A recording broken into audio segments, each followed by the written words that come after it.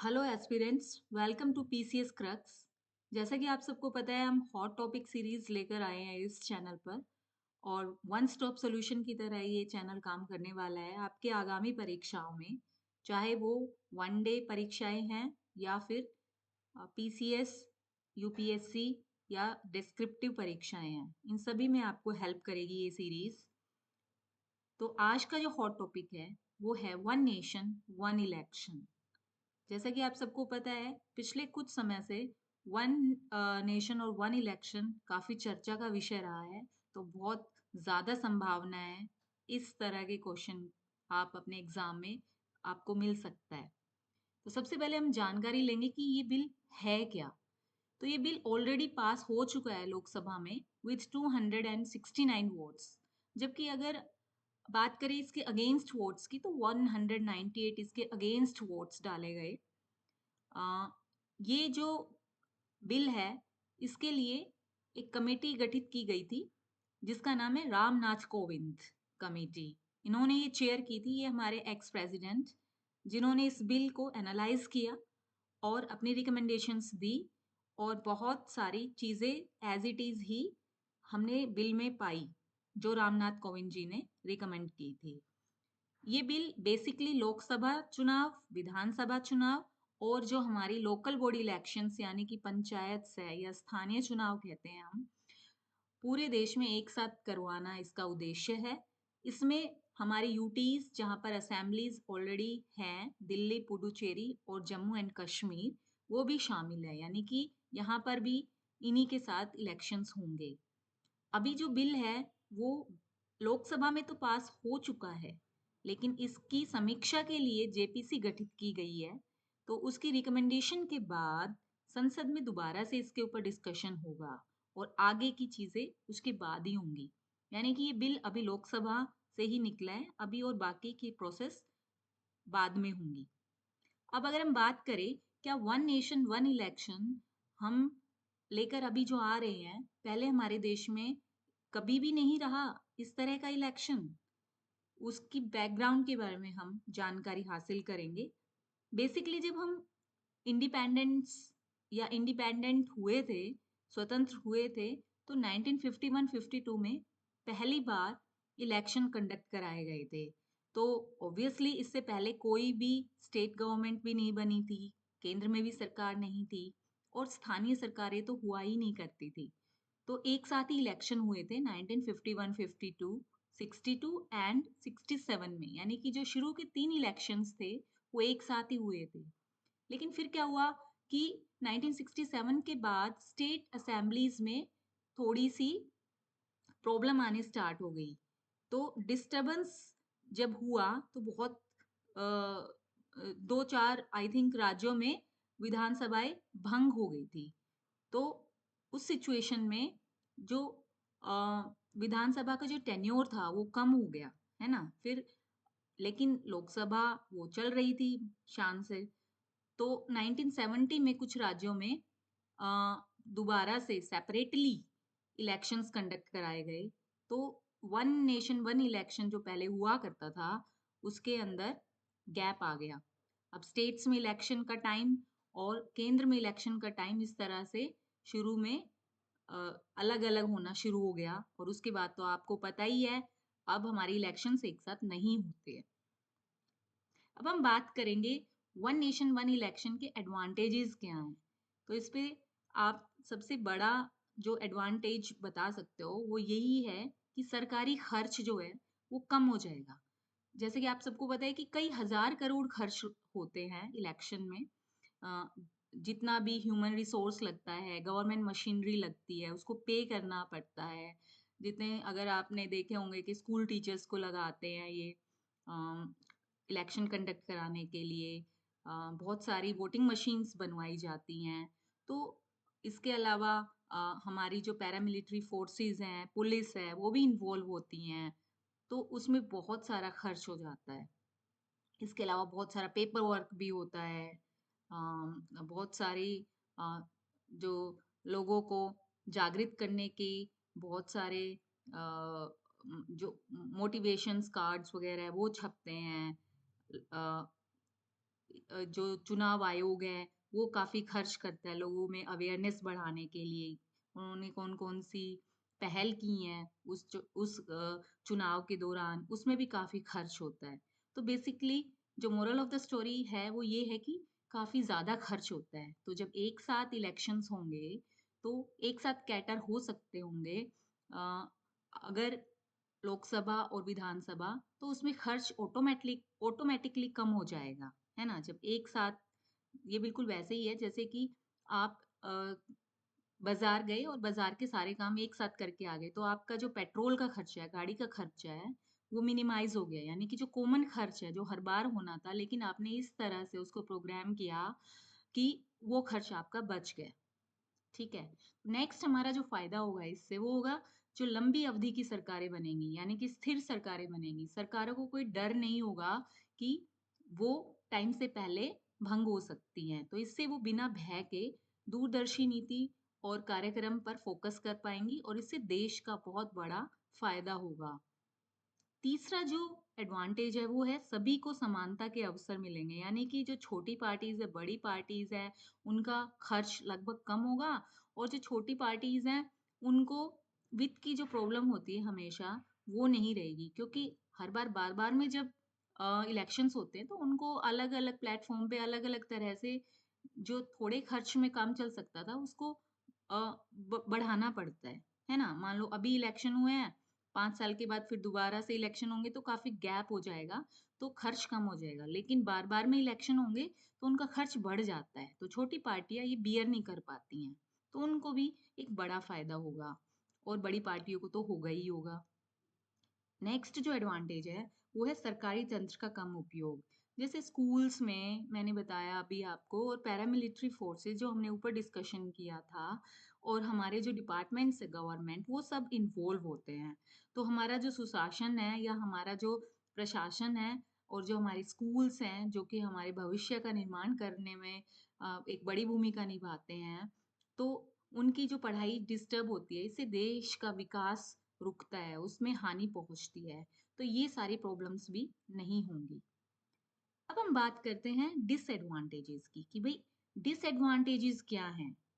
क्योंकि हर जो पॉलिसी है, हर बिल है, उसके साथ एडवांटेजेस के साथ डिसएडवांटेजेस भी आते हैं।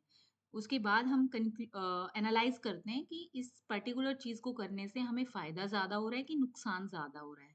तो अगर फ़ायदा ज़्यादा है तभी हम उस चीज़ को अप्लाई करते हैं, अदरवाइज़ हम उसको छोड़ते हैं या उसकी जो प्रॉब्लम्स है उसको सोल्व करके और बाकी के ऑप्शंस की अगर हमारे पास चॉइस है उसको चूज़ करके हम आगे बढ़ते हैं, है ना? तो चलिए अब हम बात करते हैं डिसएडवांटेजेस की। तो सबसे बड़ी डिसएडवांटेज तो ये है कि हमारा देश जो है बहुत डाइवर्स है। सबको एक साथ लाना, अ, क्योंकि सबकी अपनी-अपनी प्रॉब्लम्स होंगी, छोटी पार्टीज़ की, जाति की, एरियाज़ की, एक साथ कराना, कहीं पे गर्मी होगी, कहीं पे सर्दी होगी, कहीं पर आँधियाँ चल रही होगी उस वक़्त। तो क्योंकि हमारा देश हर तरह से ज्योग्राफिकली भी और अगर हम बात करें लैंग्वेज बेसिस पर भी और त्योहारों की बात करें तो उस बेसिस पर भी बहुत सारी विभिन्नता होने की वजह से जैसे छुट्टियां होंगी उस वक्त किसी एरिया में, दक्षिण भारत में उस वक्त त्योहारों का सीजन हो सकता है और नॉर्थ इंडिया में बर्फ पड़ सकती है।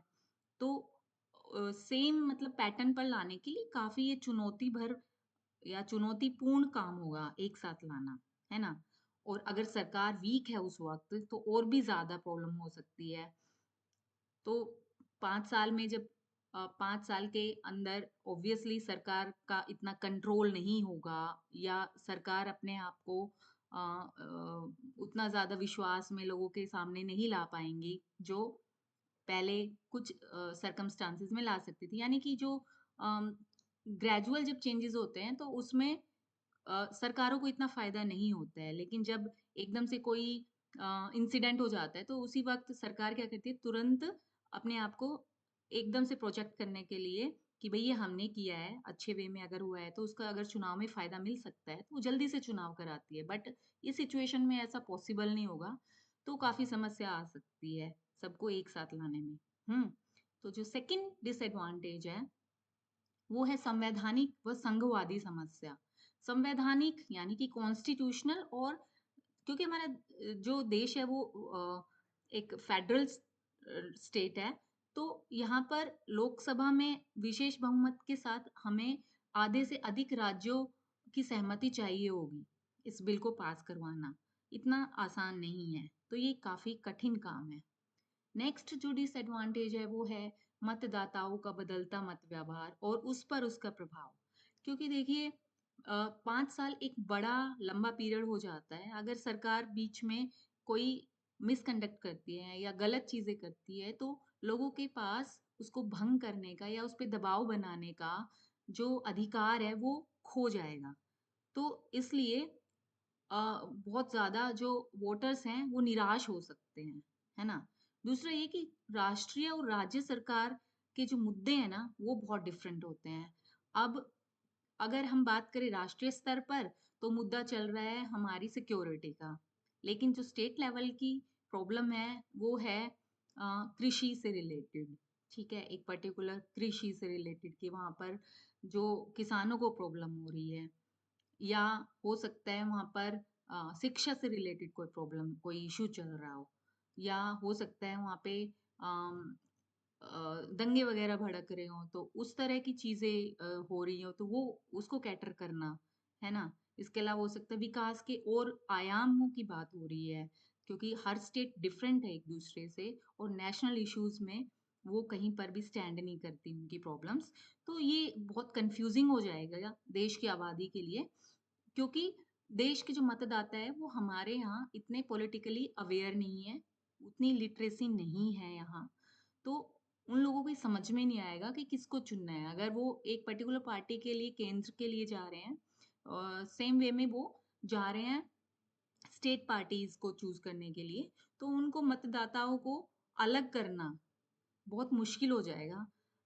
हमारे यहाँ इतने ज़्यादा मतलब जो लिटरेट हैं भी लोग, वो उसमें फ़र्क करना मतलब उनके लिए बहुत मुश्किल चीज़ हो जाएगी, स्पेशली महिलाओं के लिए, बुजुर्गों के लिए।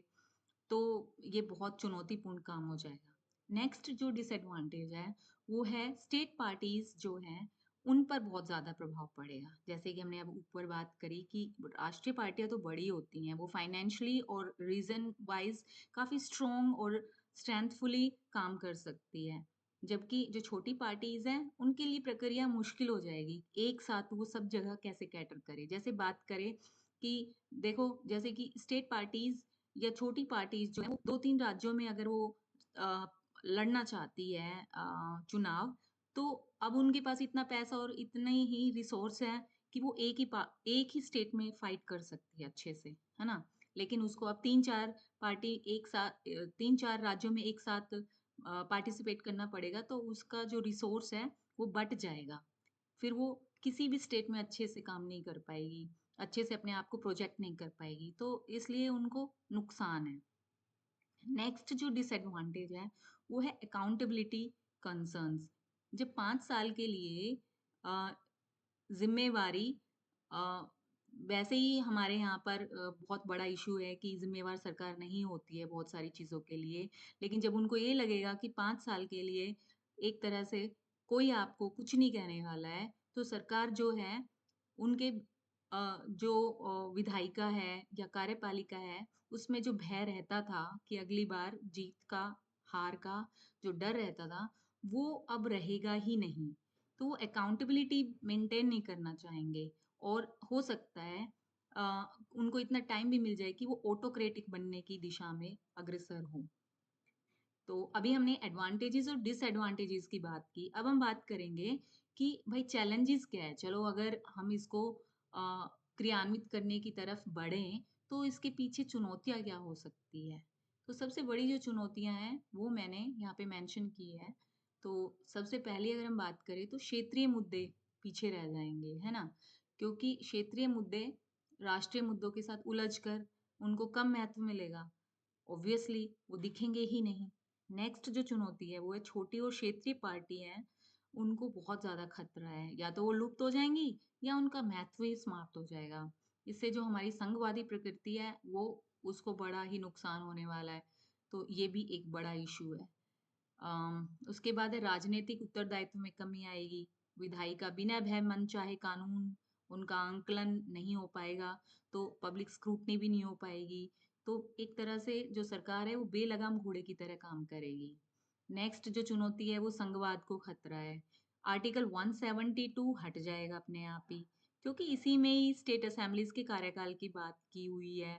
तो स्टेट का अधिकार तो अब केंद्र के पास चला जाएगा, वही डिसाइड कर रहे हैं ना इस बिल के द्वारा कि किस तरह से क्या चीज होनी चाहिए। इसके अलावा आर्टिकल 83, 85, 172, 174 इन सब में रिक्वायरमेंट होगी अमेंडमेंट्स की, जो कि एक मुश्किल चीज है। अगर इनके लिए स्टेट तैयार हो जाता है तभी अमेंडमेंट पॉसिबल है। इसके अलावा जो लॉजिस्टिकल चैलेंज है, यानी कि देखिए अगर हम जैसे अगर अगर हम एक स्कूल की बात करें, अगर हमारे पास मान लीजिए एक ही स्मार्ट बोर्ड है, तो हम क्या करते हैं, पीरियड सिस्टम के थ्रू सभी क्लासेस को कैटर कर सकते हैं कि अभी फर्स्ट पीरियड में फर्स्ट क्लास आएगी स्मार्ट रूम में, सेकंड क्लास में सेकंड पीरियड में सेकंड क्लास आएगी, फिर थर्ड पीरियड में थर्ड क्लास आएगी। इस तरह से हम पूरे की पूरी 8 क्लास को एक दिन में कैटर कर सकते हैं, फिर नेक्स्ट डे अगली क्लासेस को कैटर कर सकते हैं। तो सबको फायदा मिल जाएगा स्मार्ट क्लास में आने का, स्मार्ट बोर्ड पर पढ़ने का मजा सब ले सकते होंगे। लेकिन इसी तरह से चुनाव में होता है। तो एक स्मार्ट बोर्ड से जैसे पूरे स्कूल को कैटर किया जा सकता था कम खर्च के साथ, इसी तरह से चुनाव अलग अलग क्षेत्र में होते हैं। तो चुनावी जो मशीनरी है वो रोटेशनल वाइज हर जगह को कैटर कर लेती है, कम रिसोर्सेज में भी, कम खर्च में भी। लेकिन अब क्या होगा, पूरे देश में एक साथ रिसोर्स की जरूरत पड़ेगी, चाहे वो ह्यूमन रिसोर्स हो चाहे वो मशीनरीज हो। तो अ, अब इतनी सारी वोटिंग मशीन्स एक साथ चाहिए होगी, और उसके बाद पूरे 5 साल तक के लिए वो वोटिंग मशीन्स यूजलेस हो जाएंगी। फिर 5 साल के बाद टेक्नोलॉजी आपको पता ही है किस तरह से डेवलप होती रहती हैं, तो नई टेक्नोलॉजी आ जाएगी आने वाले 5 साल में। तो फिर दोबारा से उसके ऊपर एकदम से इतनी सारी मशीन्स पर खर्च होगा। और जैसे कि जो ह्यूमन रिसोर्स है उसको एक तरह से जब टाइमली या एक टाइम के बाद या रोटेशनली जब चुनाव होते हैं तो उनको ट्रेनिंग मिलती रहती है, तो एकदम से उनको ये नहीं लगता कि उनको नहीं आता है, नहीं पता है। लेकिन जब 5 साल के बाद उनको रिवाइव करा जाएगा तो बहुत मुश्किल होगा दोबारा से सारी चीजें गो थ्रू होने में। तो अधिक लॉजिस्टिक्स की आवश्यकता होगी, एफिशिएंट चीज़ें होंगी, एफिशिएंटली नहीं होंगी, उसका प्रबंध करना बहुत बड़ी चुनौती इलेक्शन कमीशन के सामने आ सकती है। तो अगर हम इसकी कंक्लूजन की बात करें तो ओएनओई की बहुत सारे लाभ प्रतीत होते हैं। सबसे बड़ा लाभ तो है कम खर्च और स्थिर सरकारें, है ना, और सरकारी मशीनरी का सदुपयोग हुआ, जैसे कि बताया कि स्कूल डिस्टर्ब नहीं होंगे, ऑफिसेज जो गवर्नमेंट के डिपार्टमेंट्स है वो डिस्टर्ब नहीं होंगे और वो आराम से अपना काम करते रहेंगे पूरे 5 साल। तो इससे देश के विकास में फायदा ही होगा। परंतु और भी कई चिंताएं इसके साथ हैं, उसको हम भूल नहीं सकते कि जैसे खर्च का भय तो होगा ऑब्वियसली, लेकिन हम खर्च को बचाने के लिए लोकतांत्रिक और संवैधानिक मूल्यों को दांव पर नहीं लगा सकते। तो हमारे जो लोकतांत्रिक अधिकार है ऑब्वियसली उनका हनन बहुत बड़े लेवल पर होने का इसमें लूप होल दिखाई देता है, क्योंकि लोकतांत्रिक अधिकार जो है हमारे सारी चीजों में बहुत जरूरी चीज हो जाती है। बाकी की चीजों को छोड़ दे भाई, स्वतंत्रता ज्यादा इंपॉर्टेंट है ना, चलो ठीक है ज्यादा पे करना पड़े लेकिन स्वतंत्रता ज्यादा इंपॉर्टेंट चीज है। हमारा लोकतंत्र डिस्टर्ब ना हो वो ज्यादा इंपॉर्टेंट चीज है। तो 5 साल तक हमारा लोकतंत्र सो जाएगा एक तरह से, जनता कुछ नहीं कर पाएगी। तो उस सिचुएशन के लिए क्या ऑप्शंस हैं, तो सबसे बड़ा ऑप्शन तो यही है कि क्रियान्वयन किस तरह से हो। तो पहले से ही ठोक पीट कर इस बिल को देख लिया जाए अच्छा मजबूती के साथ कि आगे आने वाले टाइम में अगर हम इसको लागू करते भी हैं तो ये हमारी कोई कमजोरी ना हो, हमारे लोकतंत्र को कमजोर करने वाली प्रथा ना शुरू हो जाए, बल्कि ये एक बेहतर विकल्प बने। आई थिंक ये अगर आप निष्कर्ष डालोगे तो बहुत ही बेस्ट निष्कर्ष होगा। सो फ्रेंड्स, अब ये खत्म होता है इस तरह से आज का टॉपिक। अगर आपको कुछ जोड़ना है तो जोड़ सकते हो। मेरी कोशिश तो यही थी कि मैं मैक्सिमम चीजें इसमें जोड़ पाऊँ, आपको इसमें कुछ ना करना पड़े, बट कुछ सर्टेन एग्जांपल्स जो मैंने इसके दौरान दिए भी लेक्चर के, तो आप अपने भी डाल सकते हो। तो क्योंकि मैं एक टीचर हूँ तो मुझे स्कूल का ही एग्जाम्पल सबसे बेस्ट लगता है देने में, और क्योंकि मैं इसको एक्सपीरियंस कर पाती हूँ कि जब हमारी इलेक्शन ड्यूटी लगती है तो डिस्टर्बेंस कितना ज़्यादा होता है। लेकिन अगर ना लगे कई कई साल हमारी ड्यूटीज़, तो हम बीच में भूल भी जाते हैं चीज़ें, तो ये भी एक प्रॉब्लम हो सकती है। तो मैंने उसी कॉन्टेक्स्ट में इसको को कैटर करने की कोशिश की है क्वेश्चन को। एनीवेज, चलिए फिर नेक्स्ट टॉपिक के साथ मिलते हैं।